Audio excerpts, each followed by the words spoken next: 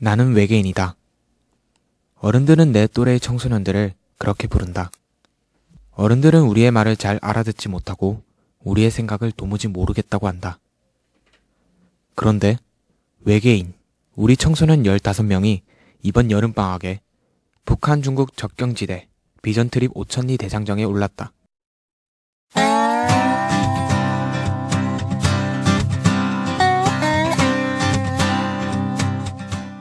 극동방송 북방선교 특별기획 다큐멘터리 북한 중국 접경지대 비전트립 오천리 대장정 외계인 국경에 서다.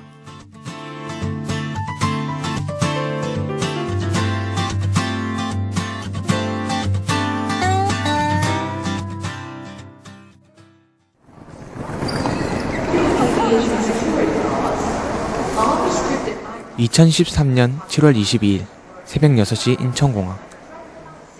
군산 중동교회 중고등부인 나와 14명의 친구들은 5명의 선생님과 함께 중국 심양으로의 출국을 준비하고 있다. 김태균, 김기현, 김이나, 박창원, 학교와 학원을 다람쥐 쳇바퀴 돌듯 오가는 답답한 일상에서 벗어날 수 있는 여름방학. 그토록 기다렸던 여름방학이건만 한 달 전 엄마는 느닷없이 교회 청소년부에서 떠나는 중국 비전트립에 가라고 하셨다. 비전트립이라고? 게다가 중국은 썩 내키지 않는다. 짝퉁도 많고 음식도 별로일 텐데. 그래도 지겨운 학원보다는 나을 것 같기는 하다. 게다가 엄마의 잔소리 없는 친구들과 함께 가는 해외여행이라 살짝 기대는 된다. 안인영 백두산 간다는 것만 겸사겸사해서 교회 친구들도 많이 사귀고 했으면 좋겠어요. 예, 엄마가 가래서 왔습니다.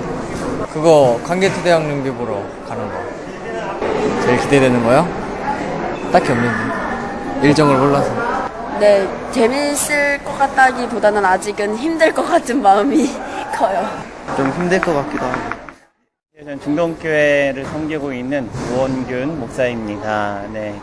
하나님께서 우리를 이곳으로 인도하셨을 때는 반드시 하나님의 또 뜻이 있을 거라고 생각을 합니다.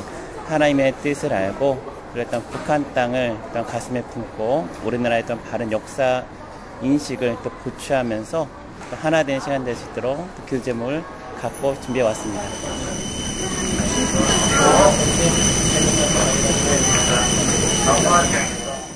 사실 역사는 비호감 과목이다.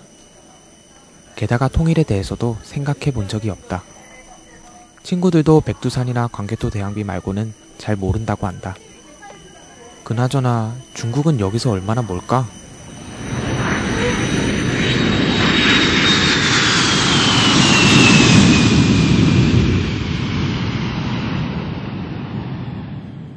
인천공항 이륙 후 두어 시간 만에 중국 심양에 도착했다. 중국이 이렇게 가까웠나? 그렇다면 북한은 얼마나 가까운 거지? 하나님의 은혜에 감사합니다. 창밖으로 심양의 거리가 펼쳐지고 있다. 지금 심양은 전국체전 준비로 도시 곳곳이 공사 중이다. 14억 중국인들의 전국체전이라면 그 규모도 엄청나겠지? 우리는 복잡한 심양을 벗어나 단동으로 향하고 있다. 귀한 것을 보게 하시고 또 귀한 것을 듣게 하시고.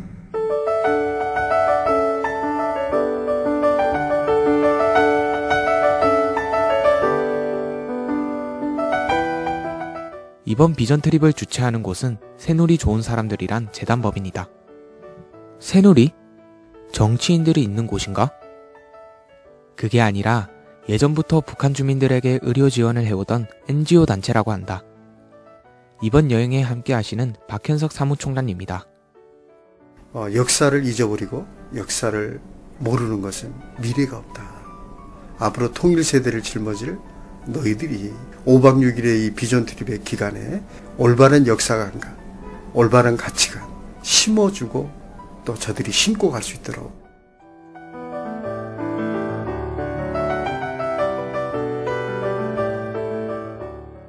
자, 우리 학생들 단동에 온 걸 환영하고요. 이거 지금 이렇게 시기 때 만드는 중국의 국경도시 단동에 도착했다.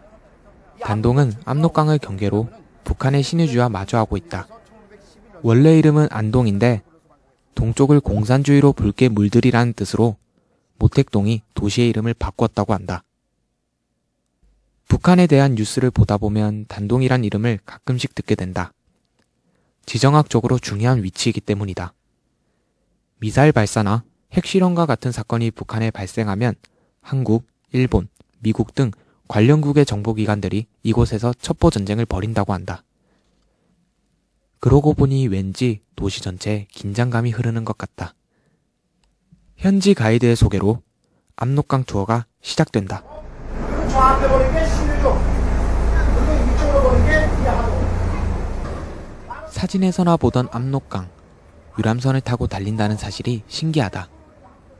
손 뻗치면 닿을 듯 가까운 거리에 북한 땅 신의주도 보인다.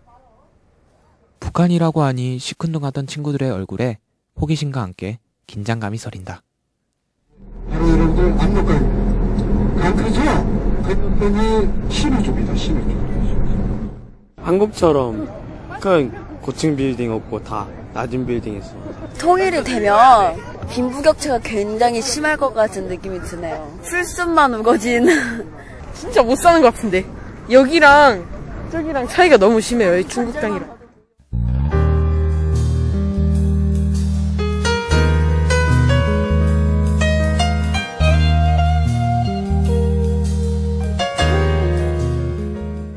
유람선에서 보는 북한 마을은 영락없는 우리의 옛 시골 모습이다. 농사 짓는 사람들, 뛰어노는 아이들이 저만큼 가깝다. 어떤 중국인들은 낚시하는 북한 주민들과 이야기를 나누고 있다. 군인들만 아니라면 북한 땅이란 실감이 나지 않았을 것이다.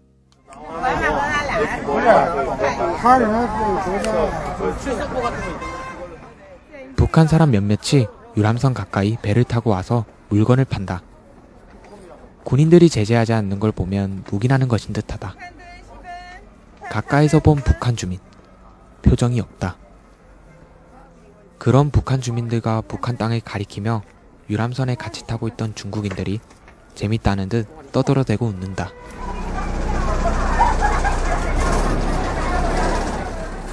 마치 동물원의 원숭이를 보는 듯한 표정들이다. 하지만 우리는 누구도 웃음이 나오지 않는다. 아니, 그런 중국인들의 모습에 왠지 자존심이 상한다.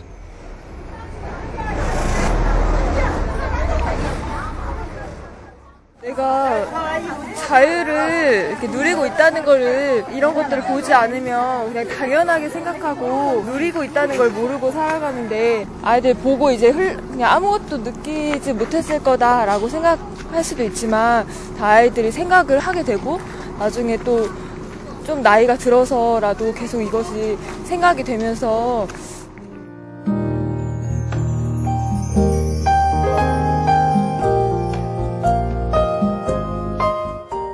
난생 처음 보게 된 북한 땅의 첫인상은 무채색이라는 것이다. 우리와 같은 모습이었지만 생기가 느껴지지 않는 곳이다. 그래서 오히려 더 강렬했던 것일까?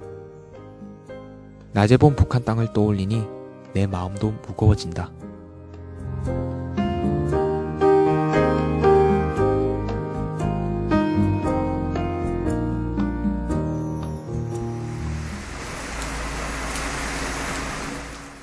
첫날 일정을 마치고 호텔로 돌아오니 장대비가 쏟아진다. 한국에서 중국 심양으로, 심양에서 단동으로 긴 여정이었다. 아, 피곤하다.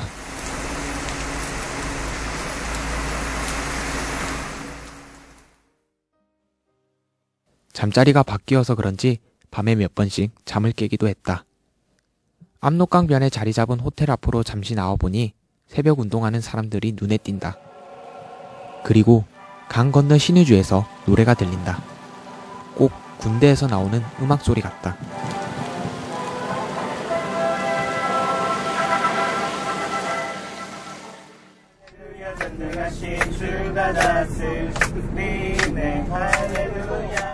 오늘 여정의 첫 목적지는 고구려 첫 번째 수도였던 환인이다.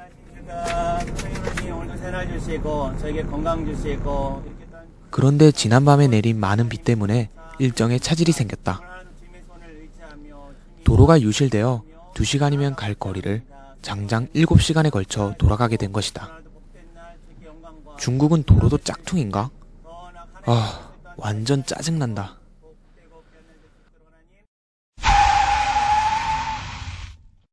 뭐지? 급하게 버스가 멈춰섰다. 헐, 폭우로 인한 산사태이다.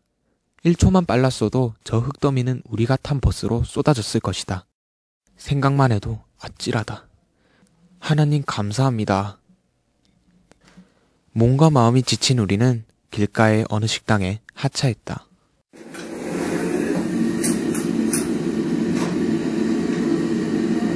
이곳은 비가 오고 있고 음식점 안은 밖에서 비 맞는 게 좋을 정도로 냄새가 싫어요.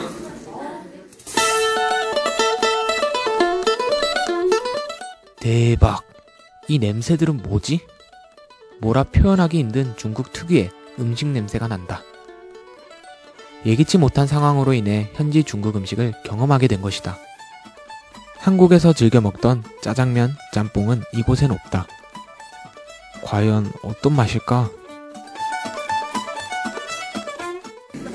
출발할 땐 재밌는데 가면서는 점점 재미가 사라지네요. 밥은 엄청 짜고요. 냄새가 나고요. 먹기가 싫어요. 우리나라하고 많이 틀린 것 같아요. 기름이 많이 들어가고 한 재료를 좀 많이 넣은 것 같아요. 소금이면 소금을 좀 먹을만. 실질적인 경험인 것 같아요. 이게 더. 왜냐하면 그런 호텔식 음식은 한국에서도 충분히 맛볼 수 있는 건데 이런 이 냄새나 이런 분위기나 이런 것들은 여기서만이 가능한 거니까 더 좋은 것 같아요.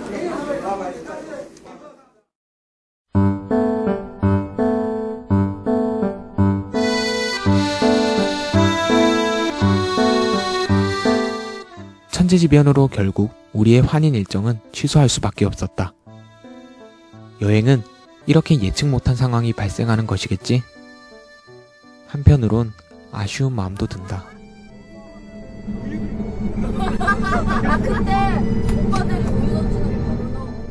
버스를 하도 오래 타서 엉덩이에 땀띠가 날 것 같을 쯤 집안에 도착했다.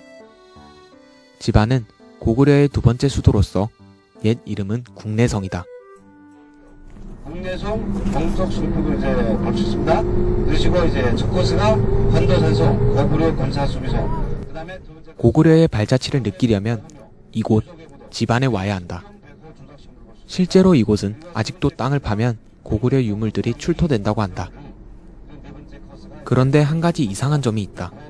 우리 고구려 유적지를 돌아보는데 중국 국적의 가이드와 동승하지 않으면 안 된다고 한다. 이유가 뭘까? 동북공정의 일원이죠. 그렇기 때문에 집안의 가이드에서는 집안의 역사를 중국인을 써야 된다.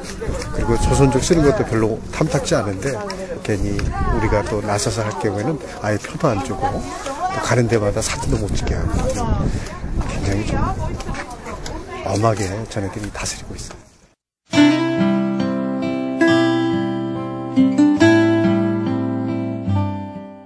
동북공정 들어본 적이 있다. 우리의 고대사를 자기들의 역사로 편입시키려고 2001년부터 진행해온 중국의 정책이다. 실제로 집안현 박물관에는 고구려가 당 왕조에 부속된 하나의 변방 국가로 기록되어 있다고 한다. 그래서 애석하게도 지금 우리는 이곳에서 중국인들이 해석해주는 고구려의 역사를 들어야만 한다.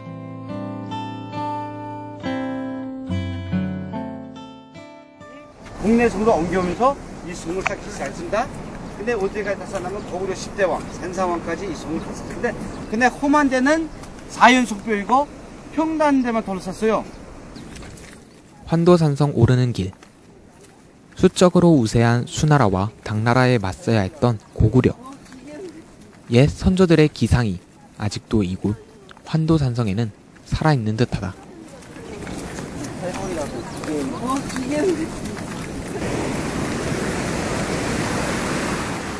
그뿐만이 아니다. 1000년이 넘는 세월 동안 보존된 무덤 속의 고구려 벽화도 놀랍다. 1400년의 세월을 견딘 것도 신기하고 벽화에 담긴 고구려인들의 모습도 신기하다.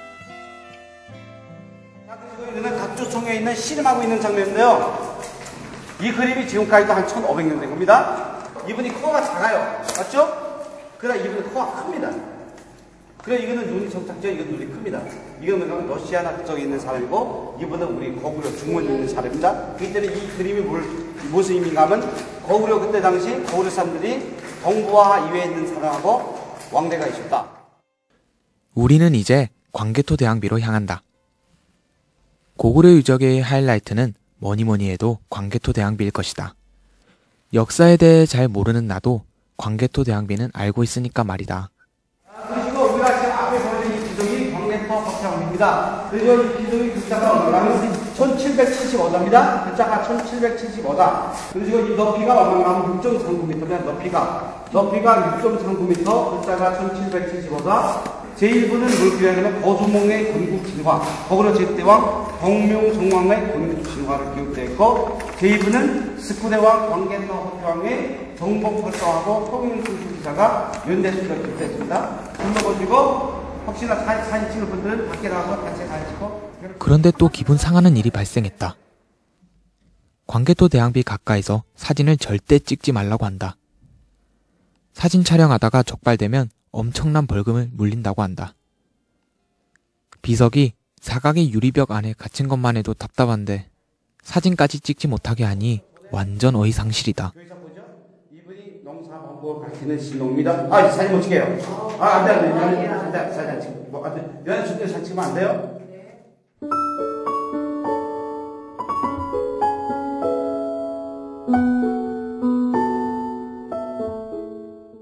광개토 대왕비는 아들 장수왕이 광개토 대왕의 업적을 기리기 위하여 세운 비이다. 당연히 당시의 고구려 역사가 기록되어 있는데 그 기록을 두고 일본과 중국 그리고 한국의 해석이 충돌하고 있다. 특히 발굴 당시 비문 일부를 일본이 훼손하며 내용을 조작했다는 등 논란이 계속되고 있다. 그래서일까? 중국 정부는 일반인의 광개토 대왕비 사진 촬영을 강력하게 규제하고 있다.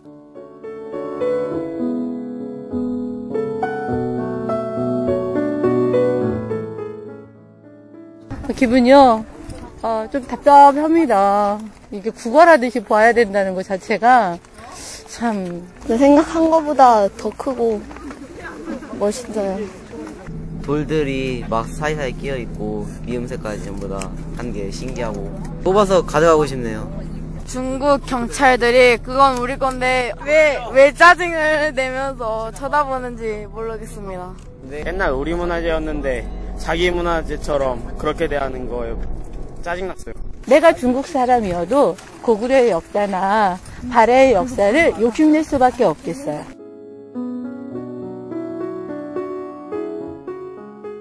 동북공정과 광개토 대왕비를 둘러싼 논란에 대해 역사학자들은 어떻게 보고 있을까? 고구려 발해사를 전공하신 경성대학교 한규철 교수님이다. 그 동북공정이라고 하면은 당시는 이제 한 5년 동안에 있었던 중국의 역사 왜곡 프로젝트를 그렇게 얘기를 하죠. 지금도 동북공정은 진행되고 있거든요. 이 고구려가 당나라의 지방정권, 그러니까는 중국사의 일부다. 고구려 700몇 년 동안에 중국에는 30몇 번 왕조가 바뀌었어요. 지방 왕조가 어떻게 중앙 왕조 30몇 번 바뀔 동안에 한 번도 안 바뀌겠어요. 지금 중국은 개방이 되어 있습니다. 개방은 경제 개방이지 사상 개방은 아닙니다. 지금 중국 공산당 일당 통치를 하고 있지 않습니까? 이런 측면에서 역사학은 철저히 정치학의 하부 구조에 놓여 있어요. 그래서 중국에서의 소수민족 정책에 반하는 역사학을 허용치를 않고 있는 실정이죠. 아직 중국의 이 민주화를 우리가 좀 더 지켜봐야 되고 그렇게 하게 되기 위해서 기도해야 된다 생각합니다.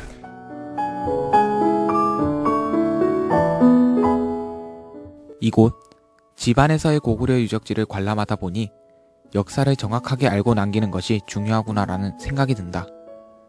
그리고 무엇보다도 그 역사를 지켜가는 것도. 책에서 보던 역사가 아닌 실제로 보고 듣고 느끼는 역사는 나에게 새롭게 다가오면서도 또 그만큼의 적지 않은 부담감을 주고 있다. 왠지 앞으로 잘 살아야겠다라는 뭐 그런 거 말이다.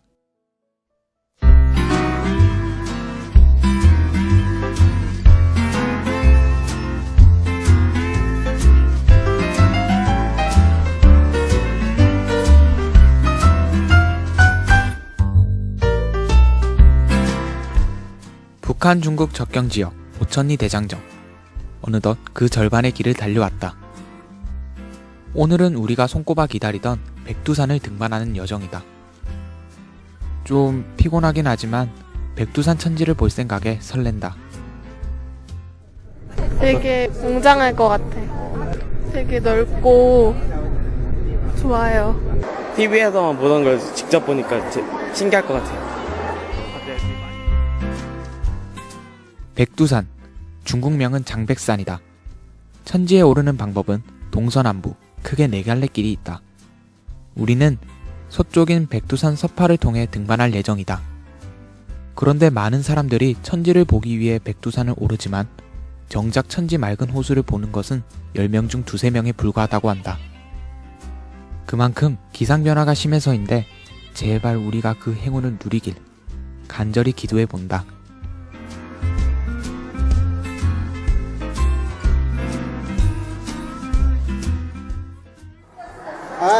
赤塘岛。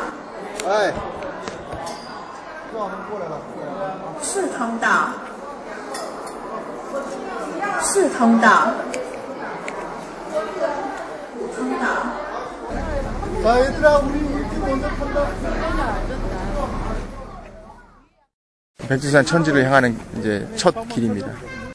날씨가 예측이 어려운데 지금 상황으로는 조금 좋지는 않겠지만 좋기에 되기를 바라면서 올라가야죠. 네.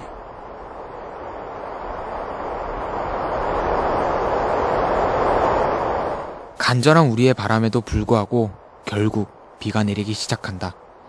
바람도 엄청나게 분다. 버스를 타고 백두산 중턱 산장에 내려 준비해간 우위를 걸쳤다. 산 중턱은 산 밑과는 전혀 다른 겨울 날씨다. 추워. 예상치 못한 상황에 모두 당황했다.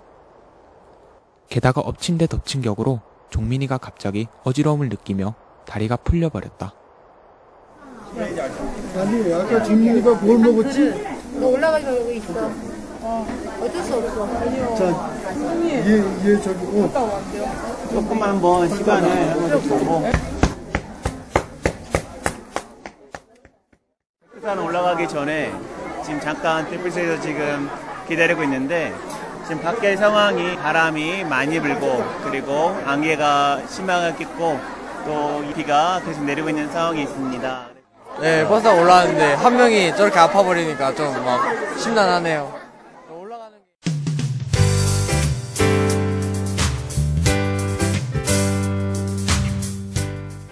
다행히 종민이가 조금씩 회복되기 시작했다. 목사님은 앞으로 한참을 더 올라가야 하니 힘든 사람은 산장에 남으라고 하신다. 하지만 우리 모두는 비바람을 뚫고 정상에 오르기로 결정했다. 종민이조차 말이다. 그래, 고지가 바로 저긴데 여기서 돌아설 수는 없지. 출발합니다. 백두산 천지로요. 폭우입니다. 폭우가 쏟아지고 눈앞에 아무것도 안 보일 정도 안개가 꽉 꼈어요. 하지만 갑니다, 저희는.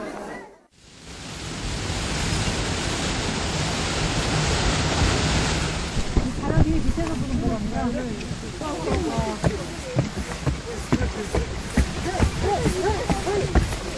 화杆了，左教主花杆啊！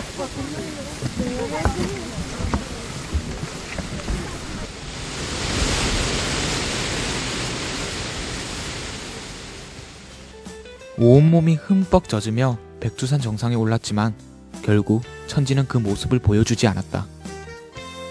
그 때문에 실망한 친구도 있지만 나는 뭔지 모를 뿌듯함으로 가슴이 벅차올랐다. 아마도 우리 모두가 함께여서가 아니었을까? 백두산 거기 올라가는데 과정이 아주 좋았어요. 우리의 삶이 이 믿음의 여정이 정말 쉬운 일이 아니잖아요. 혼자 내가 만약 그 길을 걸어간다면 갈 수 있었을까? 제가 많은 백두산의 천지를 서파, 남파, 북파 동반을 했지만은 이 여름철에 이렇게 차갑고 매서운 비바람이 몰아치는데도 우리 친구들 누구 하나 총장님하고 남아서 짐 지키고 기다리겠다는 친구가 없었어요.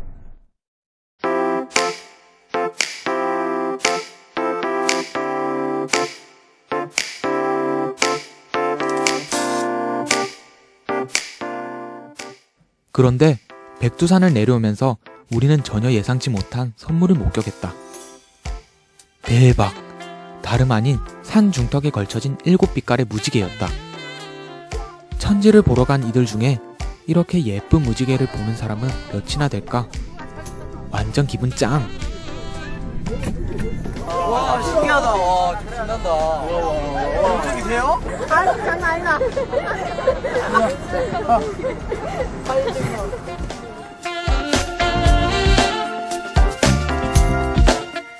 북한과 접경을 이루고 있는 중국의 동북삼성, 요녕성, 흑룡강성, 길림성을 두루 거쳐 훈춘에 도착했다. 그런데 이곳에 전주 비빔밥 식당이 있다. 오랜만에 맛보는 한국 음식, 벌써부터 군침이 돈다. 아, 김민아, 이혜지랑 둘이 안 했어. 둘이 같이 했잖아. 전주 비빔밥이요. 맛있을 것 같은데요? 훈춘은 중국 속의 러시아 같다. 간판들이 중국어, 러시아어, 한국어 세 언어로 되어 있는 데다가 금발의 푸른 눈을 가진 사람들도 눈에 띈다. 러시아와의 접경 도시라서 그런가 보다. 통일이 되면 기차를 타고 중국 러시아를 거쳐 유럽까지 갈 수 있다고 하던데 훈춘에 오니 정말 그렇겠구나라는 생각이 든다. 하지만 언제쯤 그런 날이 올까? 그리고 훈춘 지역에 2만 명이라는 북한의 노동자들이 나와 있어서 단독처럼 굉장히 뭐라는데 우리는 이제 두만강을 따라 도문으로 가고 있다. 도문에 진입하면서 언덕에 위치한 높은 담장의 한 건물을 보게 되었다. 탈북자 수용소였다. 최근 어느 탈북자의 증언으로 탈북자 수용소의 존재가 드러나게 되었다. 공안에게 체포된 탈북자들을 며칠간 가두었다가 북송시키는 곳이라고 한다. 때론 지나가는 버스를 향해 살려달라고 울부짖는 사람들의 모습도 볼 수 있다고 한다. 북한을 탈출해서 우리나라로 오려던 북한 고아 9명이 라오스에서 경찰에 붙잡혀 중국으로 추방되는 바람에 강제로 북송될 위기에 놓였습니다. 라오스를 비롯한 문득 얼마 전 이슈가 되었던 탈북 청소년들의 강제 북송 사건이 떠오른다. 지난 5월 라오스 정부는 탈북한 청소년 9명을 강제로 북송시켰다. 그 청소년들은 국어라는 꽃제비 생활을 하다 탈북하여 죽음을 무릅쓰고 라오스까지 간 것이다. 그런데 다시 강제로 북송되었다.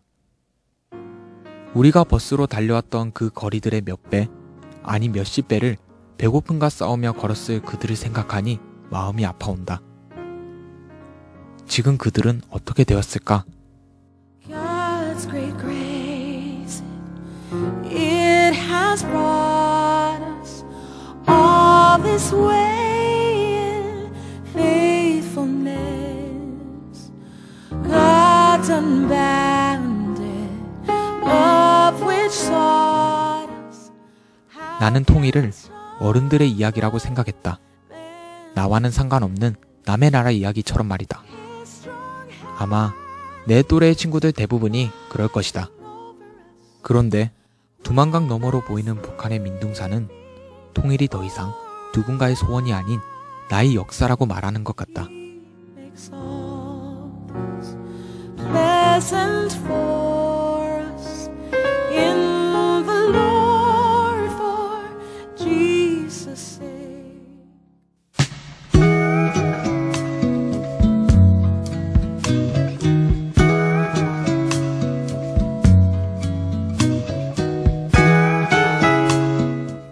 버스는 어느덧 조선족들이 많이 사는 역사의 땅 용정에 도착했다. 살충약 전매점, 보건대약방, 원숭이 매운탕, 국제료 행사, 정통앙주. 뜻은 잘 모르겠지만 내가 읽을 수 있는 한글 간판들이 걸려있는 것이 반갑다. 대성중학, 지금의 용정중학에 도착했다. 학교 역사관 전시실에는 당시 행해졌던 민족교육의 현장과 항일투쟁에 앞장선 독립운동가들의 사진이 자랑스럽게 전시되어 있다. 이름 없는 이 작은 마을, 평범해 보이는 이 학교에서 나라를 위해 목숨을 바친 수많은 영웅들이 길러졌다는 사실이 놀랍다.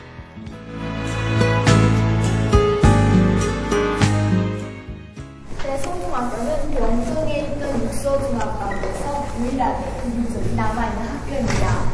대학교 졸업생 가운데는 이주일 대장과 최주정 장군도 있습니다. 은진학교는 하나님의 은혜로 진리를 배운다는 뜻으로 설립되었으며 문익환 목사와 윤동주도 이 학교를 다녔습니다. 네, 영정은 또한 항일운동이 최권지였습니다. 민족영웅 안중근 이사는 황해도 해주 출신이 교육가이자 입영장으로서 그는 연변 일대의 영정, 훈춘 등지에서 항일운동을 전개하다가 1909년 10월 우덕순 조도성과 함께 할빈역에서 이토 히로부미를 처단하였습니다.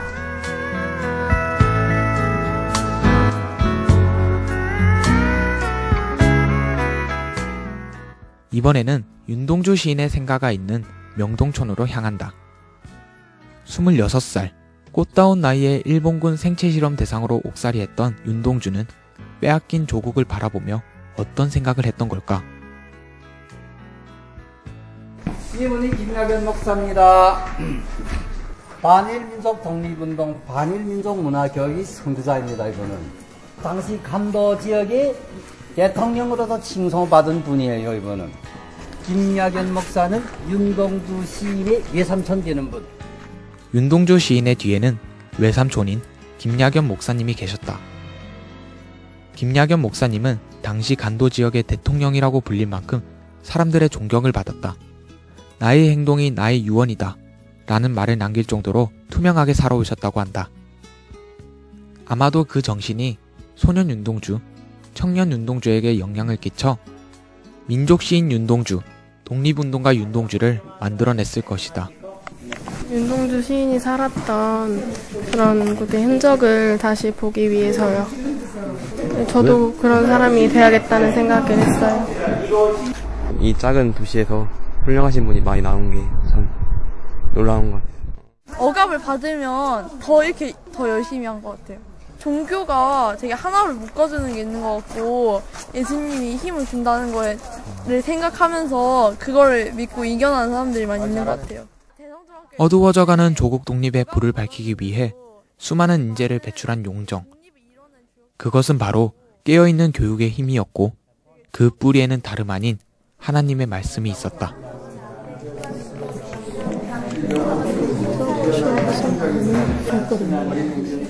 그렇구나. 나는 늘 신앙과 공부는 별개라고 생각했다. 그런데 용정을 보고 설명을 들으니 그런 생각이 든다. 신앙과 우리의 삶은 결코 무관하지 않다는. 어쩌면 이 여행도 하나님이 계획하신 것이라는 생각이 든다.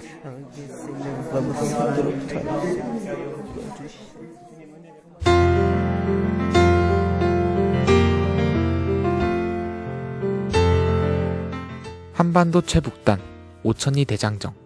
이제 그 끝에 다다르고 있다. 긴 거리를 달려온 만큼이나 많은 것들을 보았다.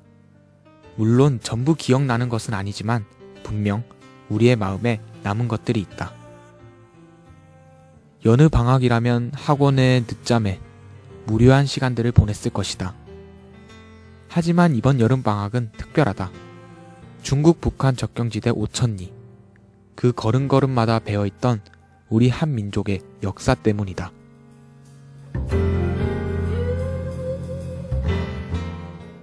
전 진짜 솔직히 그 북한과 반대쪽을 보면서 북한산 그 민도 현상을 보면서 저기 그냥 민도사이구나 라고만 생각을 했고 그 민족의 아픔이 느껴지지 않았습니다.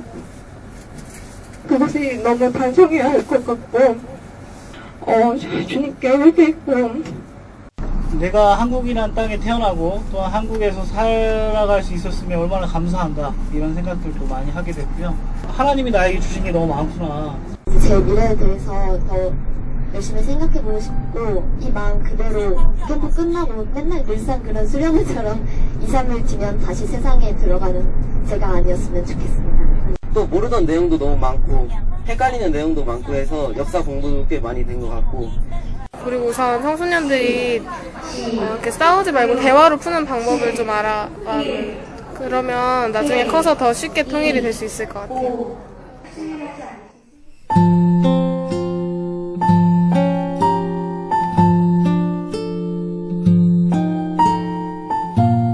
저도 이제 청소년 사역을 나름대로 10여 년 동안 해오면서 어디로 어떻게 튈지 모르는 럭비공 같다라는 이야기도 많이 하시고요. 다시 말해 파란피의 인간이다. 파란피를 가지고 있는 아이들을 빨간피로 주님의 보혈로 새롭게 변화시켜주고 그 안에 주님의 사랑을 심어주는 그러한 일들이 우리가 또한 감당해야 될 사역이다.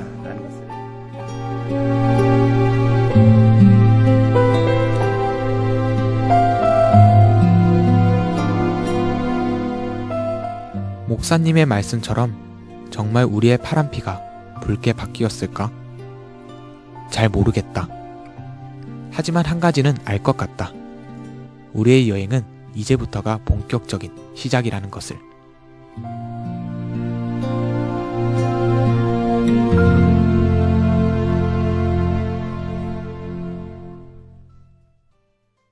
이제 한국으로 돌아갈 시간이다.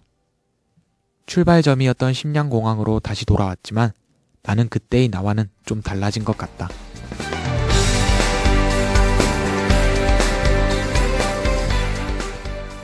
빼앗긴 우리의 역사, 탈북자, 통일. 너무 거창해서 감히 말하기는 힘들지만 분명 내가 해야 할 일이 있는 것 같다. 그리고 그 몫이 무엇인지 찾는 것. 그것이 이번 비전 트립 후 나에게 아니 우리 모두에게 남겨진 숙제일 것이다. 빛이 되기 시작하였네. 극동방송 북방선교 특별기획 다큐멘터리 북한 중국 접경지대 비전 트립 5000리 대장정 외계인 국경에 서다. 제작 부산 극동방송, 구성 이원복, 내레이션 위영욱, 자료 이민경, 연출 김영보였습니다. 이 프로그램은 군산중동교회와 재단법인 북한인권과 민주화실천운동연합 그리고 재단법인 새누리 좋은 사람들이 함께했습니다.